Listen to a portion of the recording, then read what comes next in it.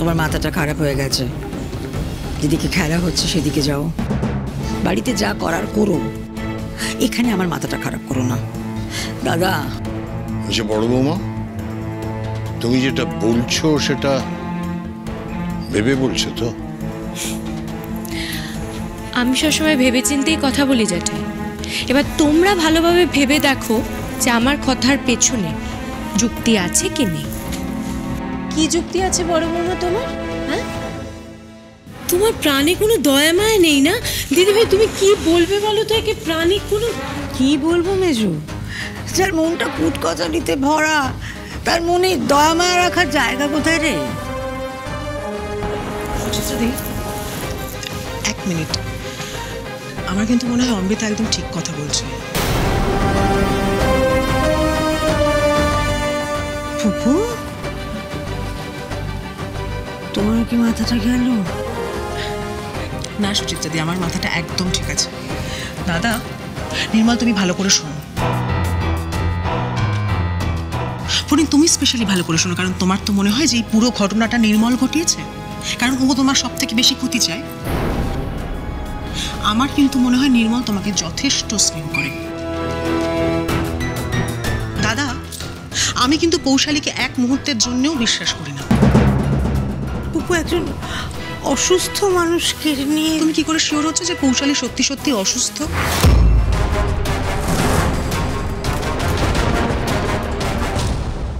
কিরে, তুই চুপ করে গেলি কেন? তুই কিছু বল, আমি তো বুঝতে পারছি না। ফড়িং নির্মল মামাকে নিয়ে এরকমটা বলবে কেন? নির্মল মামাকে দোষী দায়ী করবে কেন? এরকম তো হতে পারে না যে নির্মল মামা করাত নিয়ে গিয়ে ইনস্ট্রুমেন্টের পা কেটে দিয়েছে। এটা তো অসম্ভব, তাই না? তাহলে ফড়িং কেন এরকম বলছে? আমি জানি না রে পড়তা ভাই, আর এই উত্তরটা একমাত্র ফড়িংয়ের কাছেই পাওয়া যাবে। তার চেয়ে আমরা এখন এসব নিয়ে না ভেবে চেষ্টা করি যাতে উনি তাড়াতাড়ি সুস্থ হয়ে উঠুন।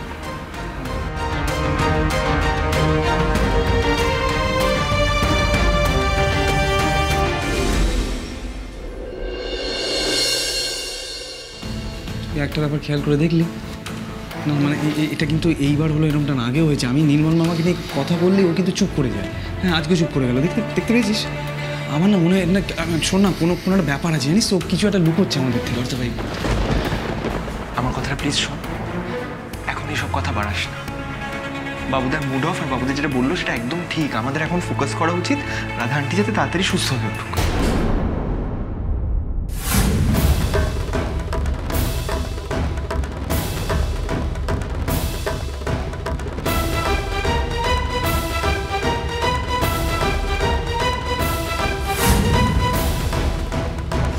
কেন এরকম মিথ্যে নাটক এর আগে কখনো করেনি? তাহলে এবারের মানসিক অসুস্থতাটাও যে কোনো মিথ্যে নাটক নয় তুমি কিভাবে গ্যারান্টি দিচ্ছ? হতেই তো পারে যে ও বিপাকে পড়ে এরকম মানসিক ভারসাম্যহীনতার নাটক করেছে, তারপর সত্যি সত্যি অ্যাসাইলাম থেকে পালিয়ে এসেছে এরকম একটা নোংরা জঘন্য কাজ করার জন্য। আমি না তোমার মতো একজন শিক্ষিত মানুষের কাছ থেকে এই ধরনের কথা একদম আশা করিনি। বৌদি, তুমি না কিছু না জেনে একটা ভুল কথা বললে, জানো তো? কারণ পৌশালীকে যখন অ্যাসাইলামে নিয়ে যাওয়া হয় আমি তখন সেখানে ছিলাম। আর শুধু আমি কেন, ওই মেয়েও তো ছিল। কি তুমি ছিলে না? তুমি এবার একটু বলে দাও সবাইকে যে ওখানে পৌশালী নাটক করছিল মানসিক ভারসাম্যহীনতার, নাকি ও সত্যি সত্যি অসুস্থ হয়েছিল। কিছু বলছো না যে? ছাড় না কিছু, আমি তো গেছিলাম বাবুকে নিয়ে, তো দেখে এসেছি কি অবস্থায় ছিল মেয়েটা। এখন সবাই মিলে তাকে নিয়ে টানাটানি হচ্ছে। কেন হচ্ছে আমি কিছু বুঝতে পারছি না। মেজমা, এসব নিয়ে ভাবার আর কোনো দরকার নেই। পুলিশ আসছে, বুঝলে? এবার যে অপরাধ করেছে না তার ঘাড় ধরে তাকে নিয়ে চলে যাবে।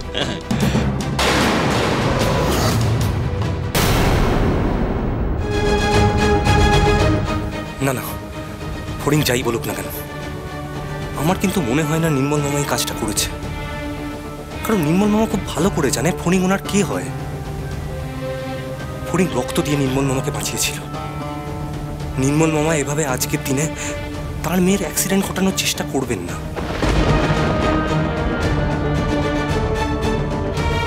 ফড়িংয়ের মাকেও নির্মল মামা শুধু শুধু আটকে রাখবেন কেন? নির্মল মামা ভালো করেই জানেন ফড়িংয়ের মাকে আটকে রাখলে ফড়িং মুখ বুঝে থাকবে না। এই কাজটা নির্মল মামা করেনি। আমি ফড়িংকে একটু ভালো করে বোঝানোর সময়ও পেলাম না। আজকের কম্পিটিশনটা হয়ে যাক, তারপর ওকে আমি ভালো করে বুঝিয়ে বলবো। কিন্তু তাহলেও তো একটা প্রশ্ন থেকেই যাচ্ছে, যদি নির্মল মামা কাজটা না করে থাকে তবে কাজটা করলো কে? ফড়িংয়ের ওপর আর কার রাগ থাকতে পারে?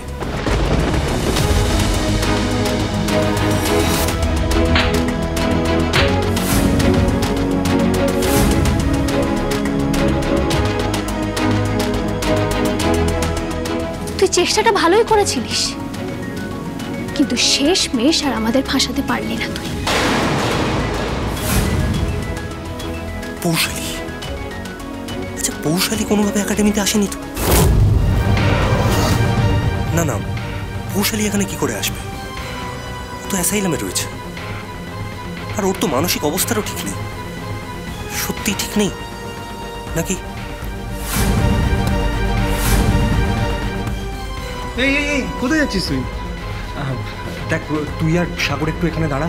যদি ডাক্তার ফোন করে কিছু বলে আমাকে কিন্তু জানাবি। আরে বাবা, সে তো জানাবোই, তুই হন্ত চললিটা কোথায়? বর্দা ভাই, একটা কাজ আছে আমার। এই দেখো তো। ঠিক আছে, কাজটা আমায় বল, আমি করে দিচ্ছি। তুই এখানে থাক, কোনো ফর্মালিটি করতে হলে তো তোর দরকার হবে না। সাগর, তুই গেলে চলবে না, আমাকেই যেতে হবে। আমি যাচ্ছি, একটা ফোন কল করেই আসছি। আরে তুই কি ব্যাপার তো, এখন আবার কাকে ফোন করতে গেল? আমি জানি না, যাকে ছেড়ে দে। শোন, তোরও কাজ আছে, আমি এদিকটা সামনে নিচ্ছি, তুই একটা কাজ কর তো, বাড়ি তাকে স্বরূপকে একটা ফোন করে জিজ্ঞেস কর সেকেন্ড রাউন্ড শুরু হয়েছে কিনা। জিজ্ঞেস করে আমাকে। ঠিক আছে, আমি এখানে আছি। আমি দেখছি, দেখে বাইরে গিয়ে কর। হ্যাঁ হ্যাঁ।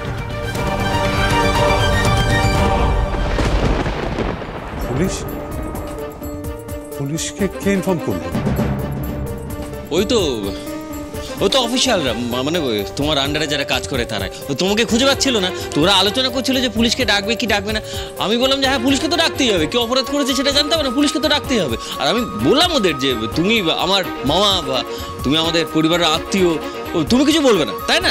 তুমিও তো জানতে চাও কে অপরাধ করেছে, তাই না? না না, ঠিক আছে ঠিক আছে, একদম একদম ঠিক কাজ করেছিস, একদম ঠিক কাজ করেছিস। আরে এই কুকর্মটা কে করলো সেটা জানতে হবে তো। হ্যাঁ, সেটাই তো প্রশ্ন, আমরা তো সবাই সেটাই জানতে চাইছি যে হরিং, তুমি কিন্তু এসবে মন দিও না, তুমি একদম খেলাতে মন দাও, তুমি মন দিয়ে পারফর্ম করবে। মাকে নিয়ে ভেবো না, তোমার মা একদম সুস্থ হয়ে যাবে, ওখানে তো সবাই আছে নাকি। তুমি এখান থেকে চলো তো, চলো। কি সাগর ফোন করছে? হ্যাঁ বল, কি হয়েছে? হ্যাঁ মেজদা ভাই, ওদিকে কি খবর রে? সেকেন্ড রাউন্ড স্টার্ট হয়েছে, ফড়িং পারফর্ম করছে? না না, এখনো শুরু, এই তো ফড়িংকে নিয়ে যাবো, ফড়িং পার্টিসিপেট করবে তো। আচ্ছা, ইয়ের খবর কি? ফড়িংয়ের মায়ের কি অবস্থা বলতো? মেজদা ভাই, তুই ফড়িংকে বল রাধা আন্টিকে নিয়ে একদম টেনশন করতে না। এখানে একটা পুরো মেডিকেল টিম রাধা আন্টির ট্রিটমেন্ট করছে, আমরা সবাই এখানে আছি। রাধা আন্টির কিচ্ছু হবে না। মেজদা ভাই, ফড়িংকে এটা প্লিজ বল, ফড়িংকে বল জান লড়িয়ে কনসেন্ট্রেট করে পারফর্ম করতে। আরে ফড়িং দারুণ পারফর্ম করবে, একদম জমিয়ে পারফর্ম করবে, তুই ওর সঙ্গে ভাবিস না। আচ্ছা ঠিক আছে, ওকে অল দ্য বেস্ট বলে দিস। চল মেজদাদা, বলছি সাগর দাদা কি বললো, মা কেমন আছে? মা কেমন আছে মানে? আরে তোমার মায়ের জন্য ফুল মেডিকেল টিম বসানো হয়েছে, তোমার মা একদম ভালো হয়ে যাবে। আর শুধু ভালো হবে না, ভালো 4-5টা ডিগবাজি খেয়ে তোমার সামনে এসে দাঁড়াবে। এবার তুমি চলো আমার সঙ্গে ডিগবাজি খাবে বলে। চলো চলো, নিয়ে যাচ্ছি। আয় জ্যাঠাই, বলছি আমরাও যাই, খেলা শুরু হয়ে যাবে তো। হ্যাঁ, তোমরা এগো, আমরা আসছি। ঠিক আছে মেজো, তাড়াতাড়ি চো। দিদি ভাই, খেয়াল করেছো তিনজনে খুব বার বেড়েছে। 3 বউ মিলে না ওই মিতালি সই পাতিয়েছে।